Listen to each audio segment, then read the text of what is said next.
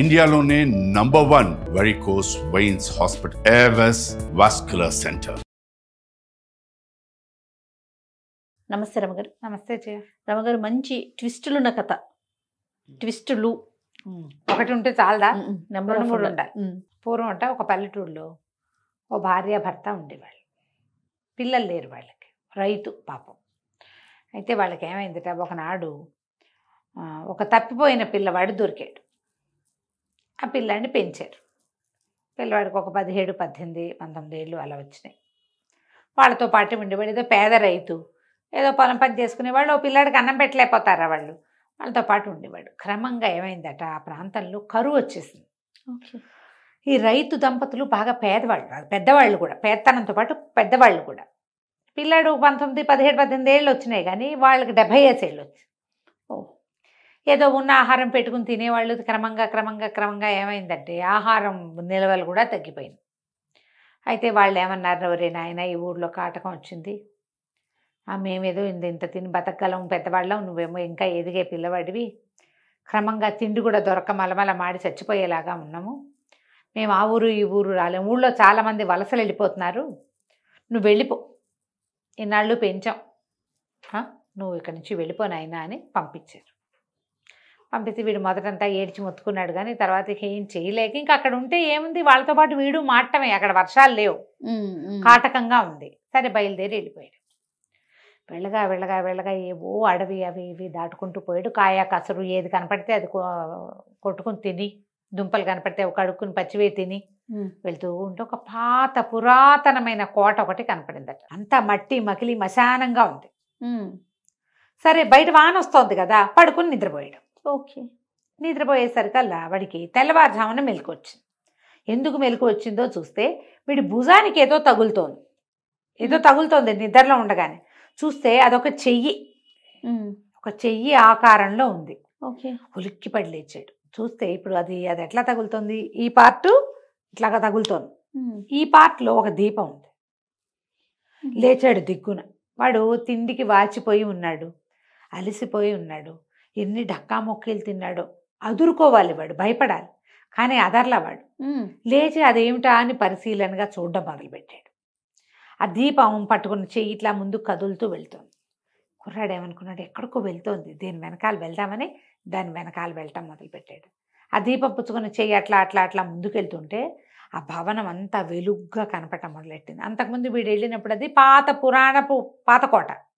లోపలికి వెళ్తూ ఉంటే లోపల పెద్ద గదులు, అవన్నీ పెద్ద హాలు, బోలెడన్ని సామాన్లు. అక్కడి నుంచి ఒక్కో గది చూడడం మొదలుపెట్టాడు దీపం వెలుగులో. ఓ గది నిండా బట్టలు, ఒకటి స్నానశాల, ఒకటి భోజనశాల. వీడు ఏం చేశాడు, ఇంకా చూస్తే స్నానశాలలోకి వెళ్ళి ఈ బట్టల దాంట్లో నుంచి బట్టలు తీసుకెళ్ళి స్నానశాలలో శుభ్రంగా స్నానం చేసి బట్టలు కట్టుకుని హాయిగా ఆ భోజనశాలలోకి వెళ్ళి చూస్తే మనిషి పిట్ట పురుగు లేరు లోపల. హాయిగా వడ్డించుకుని తిన్నాడు బోల్డంతా తిండి. అంతా తిరిగి చూశాడు, భవనం అంతా శుభ్రంగా తినేదాకా ఆ దీపం అటాగే పట్టుకున్నది. చుట్టూతా తిరిగాడు.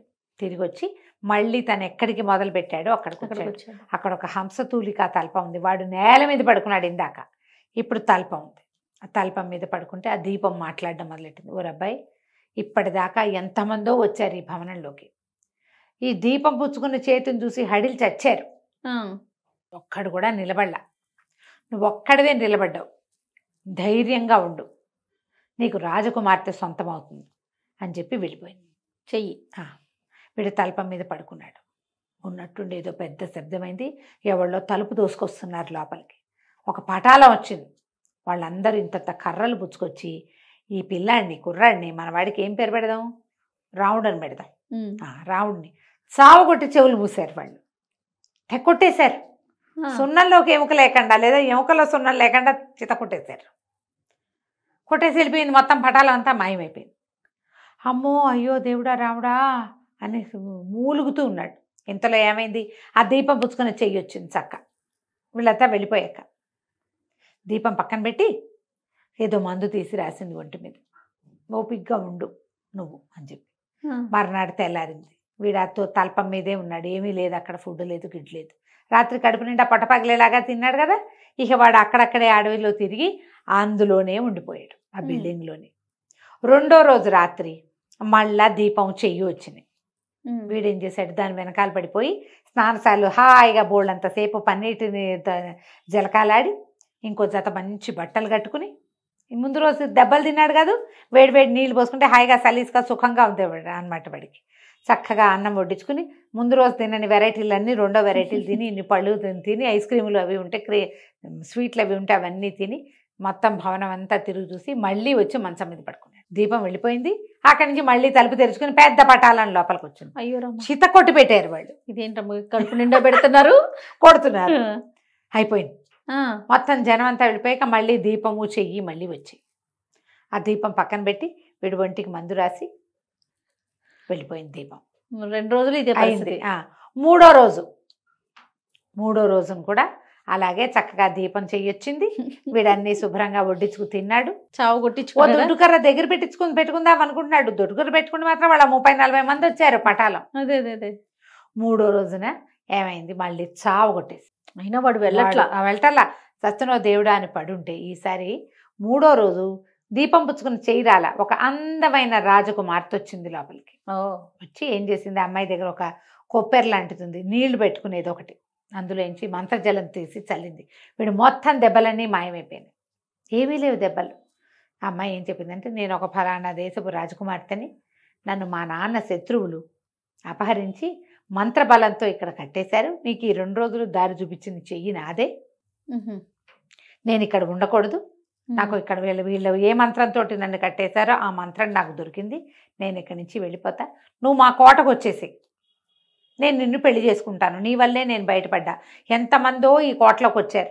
నా కోసం అన్ని తెలిసి వచ్చిన వాళ్ళు ఉన్నారు, తెలియక వచ్చిన వాళ్ళు ఉన్నారు. ప్రతి వాళ్ళు మొదటి రోజు దెబ్బలకి మొదటి వాడు దీపం చేయి చూడంగానే పారిపోయిన వాళ్ళు కొంతమంది, మొదటి రోజు చావు దెబ్బలు తిన్నాక పారిపోయిన వాళ్ళు ఇంకొంతమంది. మూడో రోజు దాకా ఎవరు ఉండలేదు. రాజకుమార్తె దక్కుతుందన్న ఆశతోటి ఉన్నావు, నేను నీకు దక్కుతా, మా కోటకి రా అని చెప్పి వెళ్ళిపోయింది. అమ్మాయి మాయమైపోయింది. ఎప్పుడైతే ఆ అమ్మాయి మాయమైపోయిందో వీడు చక్కటి బట్టలు కట్టుకుని హంసతూలిక తల్పం మీద ఉన్నాడు చూడు, ఢామ్ అని నేల మీద పడ్డాడు. వాడి ఒంటి మీద బట్టలు చింకి జీర్ణాలు అయిపోయినాయి. ఆ హంసతూలిక తల్పం మాయమైపోయింది. ఆ భవనం పాడుగొట్లాడుకుంటూ పాత భవనం. ఇది ఉన్నదేమో ఒక అడవిలో. వాళ్ళు చెప్పిన ఫలానా రాజ్యం అక్కడెక్కడో. వీడేం చేస్తాడు, ఎటా వెళ్తాడు అక్కడికి. ఆ అమ్మాయి ఏమనుకుంది, బహుశా వాడు శక్తితోటి వస్తాడు అనుకుంది. వాడికి శక్తి లేదు, వాడు మామూలు వాడు. ఏమనుకుందో రమ్మని చెప్పి వెళ్ళిపోయింది అంతే. వీడు మరీ ఇంత పేదవాడని వాడి దగ్గర ఏం లేదని అమ్మాయికి తెలిసి ఉండదు, వెళ్ళిపోయింది. ఎప్పుడైతే రాజకుమార్తె తన రాజ్యంలోకి చేరిపోయిందో మంత్రం ఒకట్టు విడిపోయింది. రాకుమార్తె అక్కడ ఒక శరీరం ఉంది, అమ్మాయిది ఆత్మ ఇక్కడ ఉందన్నమాట. ఆ మెలకు వచ్చింది. మెలకు రాగానే మంత్రకట్టు విడిపోయింది. రాకుమార్తెకి మెలకు వచ్చేసిందని ఆ రాజభవనంలో అంతా పండగలు చేసుకున్నారు. ఎన్నాళ్ళ నుంచో అమ్మాయి అలా ఉండిపోయింది. పిల్ల శరీరం పెరుగుతూనే ఉంది. 10 ఏళ్ల వయసులో తీసుకొచ్చి పడేశారు ఇక్కడ. ఇప్పుడు ఒక 17-18 ఏళ్ళు వచ్చినాయి. పిల్ల బాడీ పెరిగింది, 18 ఏళ్ళ పిల్లగానే ఉంది. దాంతో వాళ్ళు ఏమనుకున్నారు, పిల్ల పెద్దదైపోయింది, ఇక పెళ్లి చేసేద్దాం అనుకున్నారు. ఈ అబ్బాయి వస్తాడేమో అని చూస్తోంది. వాడు రావటల్లా, ఎప్పటికీ రాలేదు. ఎన్నాళ్ళైనా వాడికి తెలీదు, వచ్చే దారి అవకాశము లేదు, తెలీదు కూడా వాడికి. ఎప్పుడో కనుక్కుని రావాలి, ఎప్పటికొస్తాడు. ఈ అమ్మాయి ఊరుకుంది మాట్లాడకుండా. ఇంకేం చేయాలి, కానీ దిగులుగా ఉంది. వాడు కదా నన్ను కాపాడాడు, లేకపోతే ఇట్లాగే డెడ్ బాడీ లాగా ఇక్కడ పడుండేదాన్ని. ఎన్నాళ్ళైనా వీళ్ళు దాన్ని సంరక్షిస్తూ ఉండేవాళ్ళు, అంతే ఉండేది. నేను అక్కడే పడుండేదాన్ని, ఆ పాత కోటలో ఎన్ని సంవత్సరాల నుంచో అక్కడ పడున్నాను అని కొంచెం బాధగా ఉంది. కానీ ఇంకేమీ చేయలేకపోయింది. కొంతకాలం గడిచేసరికల్లా రాజుగారు ఏమనుకున్నారు, రాజకుమార్తెకి పెళ్లి సంబంధం కుదిర్చారు. కాదని ఎట్లా చెప్తుంది, అవతల వ్యక్తి ఎవడైనా ఉండాలిగా. సరే సంబంధం కుదిరేసరికల్లా ఏమైంది, రాజకుమార్తెని రాజకుమారుణ్ణి ఇద్దరిని ఊరేగింపుకి తీసుకుపోయారు. ఇంకా పెళ్ళి అవ్వాల, రేపొద్దున పెళ్ళి. ముందు రోజు ఊళ్ళో ఊరేగాలి. ఇద్దరిని ఒక రథం ఎక్కించారు. రథం ఎక్కిస్తే ఆ రథం మీద వెళ్తూ అది మొత్తం ఊరంతా తిరుగుతాయి అన్నమాట. ఆ ఊరేగింపు సరిగ్గా కోట తలుపు దగ్గర దాటుతుంటే కోట తలుపులోంచి అప్పుడే మన ఈ రాముడు చింకి గుడ్డలతోటి లోపలికి వచ్చాడు. కోట వస్తుంటాయి కదా, ఈ అమ్మాయి అంతా వెతుకుతోంది. కనపడుతున్న జనాలు వాళ్ళ కేసు చూస్తుంది అనమాట. ఊరికే చెయ్యి పటల్లా రాకుమార్తెలాగా మనుషుల్లో ఎక్కడైనా వాడు కనపడతాడేమో చూస్తుంది. అప్పుడే కోట తలుపుల్లో నుంచి బయటకు వస్తున్న వాడిని చూసేసరికల్లా ఆశ్చర్యపోయింది. వీడే మనవాడు అనుకుని బండి ఆపించింది. ఆ రాజకుమారుడిని అడిగింది, నా దగ్గర ఒక పెద్ద పెట్టుంది, దానికి చక్కటి తాళం వేశాను నేను, తాళం చెవి కాస్త పోయింది. తాళం చెవి పోయింది. చాలా రోజులు చూసి ఒక కొత్త తాళం చెవి చేయించాను. కొత్త తాళం చెవి చేయించుకున్నాక పాత తాళం దొరికింది. నేను ఏ తాళం వాడాలో చెప్పు అని అడిగింది.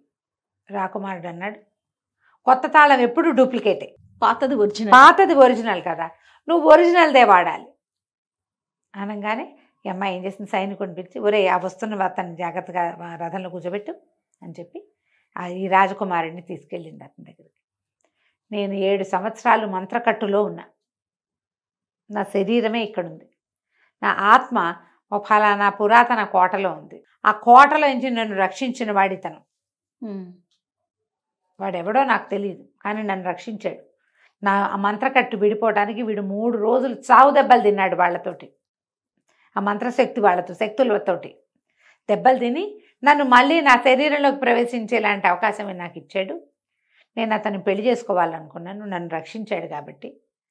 ఇతను ఎప్పటికీ రాలేదని మా నాన్న నీ సంబంధం కుదిర్చాడు. ఇంకేం చేస్తాను, తాళం పోగొట్టుకున్నారు కాబట్టి కొత్త తాళానికి సరద్దామనుకున్నాను, కానీ ఇతను కనపడ్డాడు, ఇతనే నా పాత తాళం చెవి అని చెప్పి. రాకుమారుడు వెంటనే డ్రాప్ అయిపోయాడు. పర్వాలేదు, మేము వెనక్కి వెళ్ళిపోతాం, నీ పెళ్లి వేడుకలు చూసి వెళ్తామని చెప్పాడు. తండ్రి కూడా రాజకుమారుడు ఒప్పుకున్నాడు కాబట్టి ఇంకా ఆయన ఏం అనలేపాడు. వాళ్ళకి తెలుసు ఇన్నేళ్ళు మంత్రకట్టులో ఉంది, ఆ పిల్ల జీవం లేకుండా ఉంది అని. ఇవి రాముడిని తీసుకుపోయి శుభ్రంగా స్నానాలు పానాలు చేసి వాడు చక్కటి వాడే. కొద్ది రోజులు బాగా పోషించాక రాజకుమార్తెనిచ్చి వివాహం చేశారు. కథ కంచికి మనం ఇంటికి. చాలా బాగుందండి. 2 ట్విస్టులు ఉన్నాయి. ఉన్నాయి రమ్మగారు. నమస్తే. నమస్తే.